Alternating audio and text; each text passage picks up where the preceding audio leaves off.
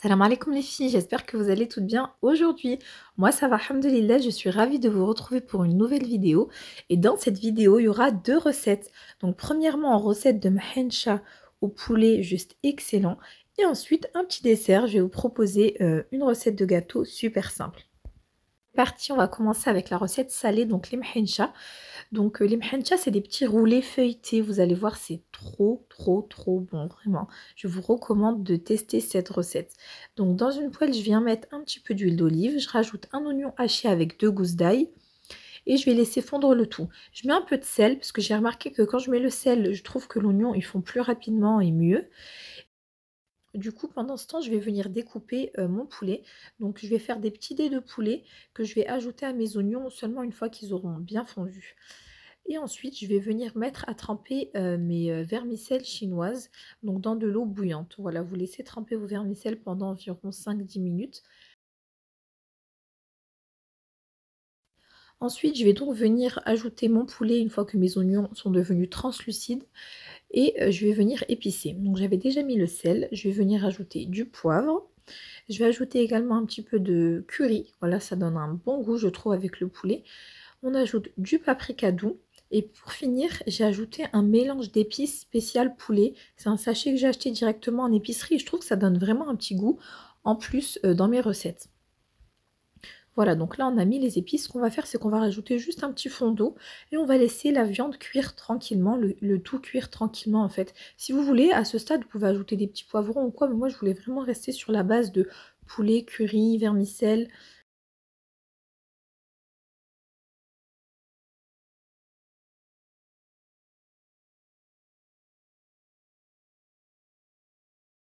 Donc ensuite, je vais passer mes vermicelles à la passoire et je vais venir les découper.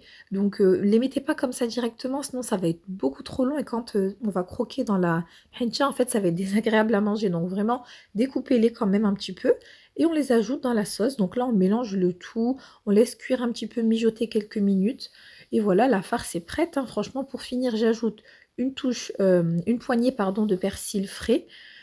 Et je mélange le tout et je laisse ma farce bien refroidir. Ça, c'est vraiment important. Il faut vraiment que la farce soit complètement froide avant de la mettre dans la pâte. Alors ensuite, une fois que la farce est froide, je vais venir garnir donc ma pâte philo. Moi, j'ai choisi d'utiliser la pâte philo et je vous recommande d'utiliser la pâte philo pour cette recette en particulier parce que vous n'aurez pas le même résultat avec une feuille de brique classique. La pâte philo, elle a vraiment ce truc très feuilleté, très légère, très fine. Vous allez voir que ça va apporter vraiment un truc. Après, c'est une pâte qui est un peu difficile à travailler, donc il faut faire un peu attention. Moi, j'ai décidé de prendre une feuille et de la plier en deux pour pas qu'elle se déchire en fait en mettant la farce. Ce qui est important aussi à ce moment, c'est de bien badigeonner votre feuille de beurre fondu.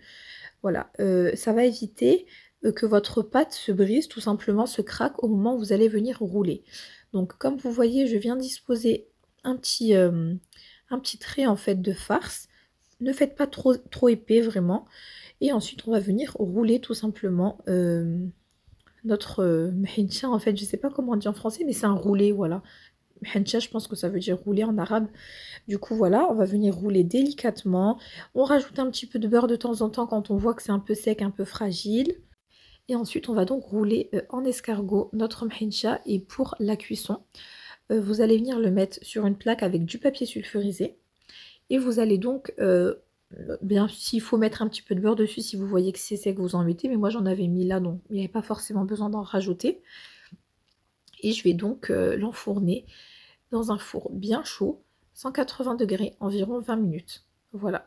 Donc vous voyez comment je roule comme ça, je rajoute un petit peu de beurre par-dessus et le résultat, vraiment juste excellent. C'est feuilleté, doré, c'est léger, c'est quelque chose qui se mange vraiment sans faim.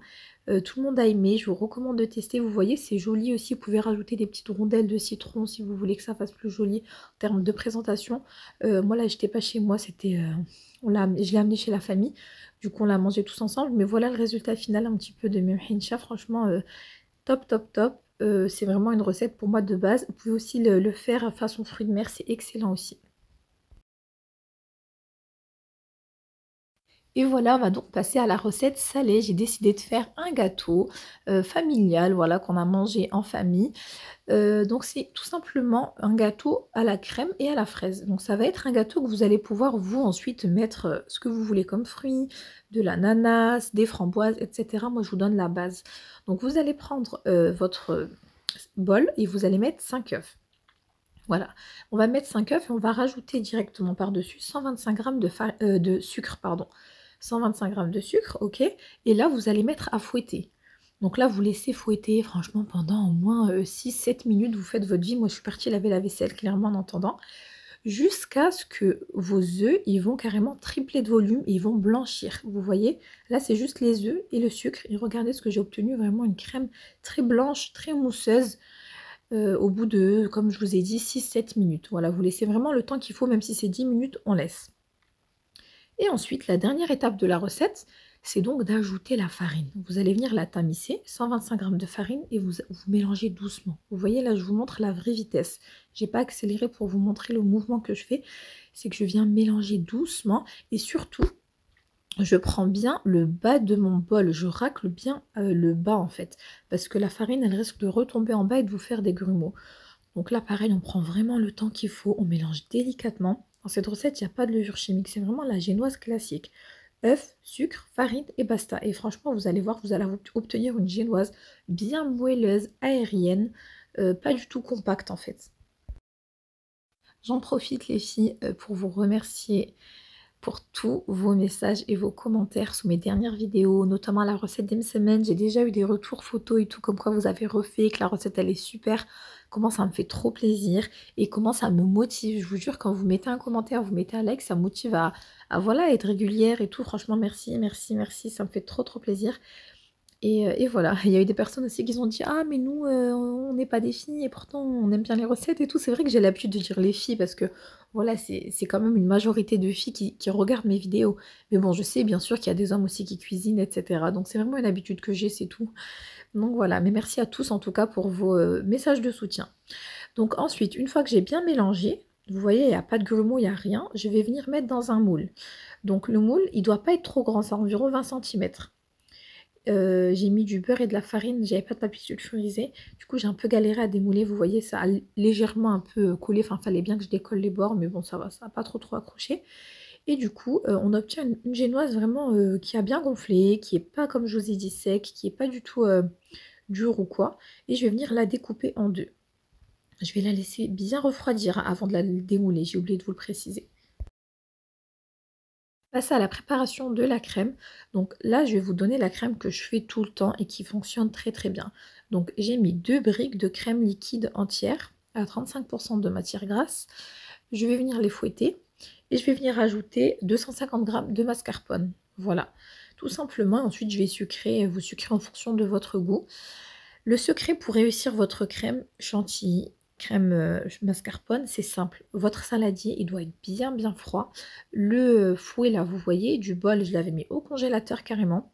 Mes crèmes liquides au congélateur et ma mascarpone au congélateur 30 minutes avant. Comme ça, tout est bien froid. Vous allez voir, vous allez obtenir une crème bien qui a bien pris en fait. Elle va pas du tout être liquide. Seulement une fois que ma crème commence à monter un petit peu, je viens rajouter mon sucre. Donc moi personnellement, j'ai rajouté 5 grosses cuillères à soupe de sucre et un sachet de sucre vanillé ainsi qu'un petit peu d'arôme. Je voulais pas que ce soit trop sucré.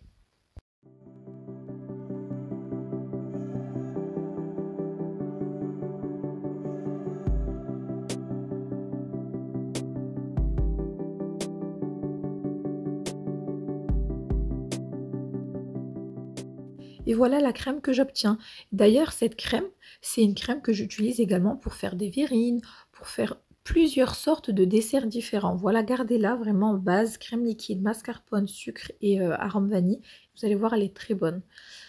Donc, on va venir arroser un petit peu la génoise. Donc, moi, ce que j'ai fait personnellement, c'est que j'ai mis tout simplement un peu de sirop de grenadine avec du lait. Voilà, pour donner un petit goût de fraise, rester un petit peu dans le thème fruits rouges. Et je vais donc venir ajouter ma crème au centre du gâteau. Puis je vais mettre des petits morceaux de fraises. Voilà, des petits morceaux de fraises. Là, vous mettez le fruit de votre choix, comme je vous ai dit.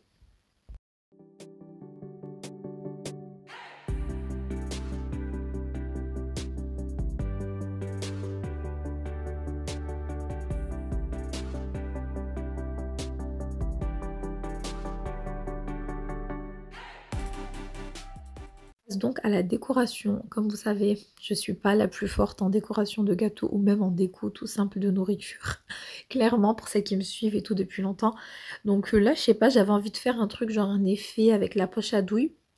J'ai utilisé une poche à douille, d'ailleurs on me demande souvent c'est quoi ma douille, c'est la Wilton 3M je crois, faudrait que je vérifie, je vous la mettrai en barre d'infos, Inch'Allah.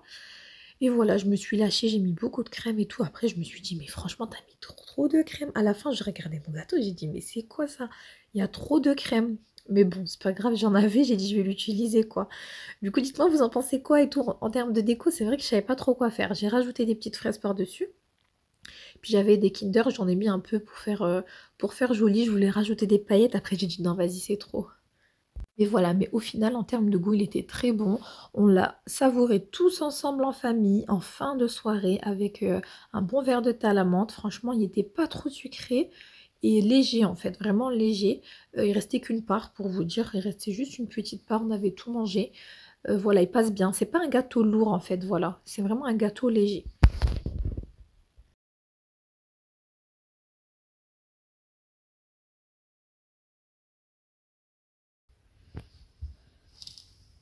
Bon, voilà le résultat du gâteau.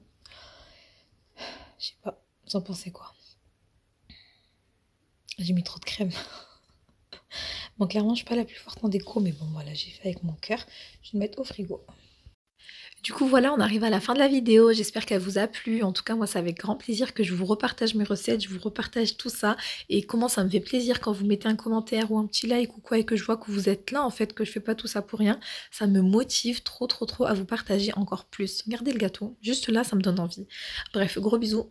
Je vous retrouve très vite, Inch'Allah, pour une nouvelle vidéo. Salam alaikum.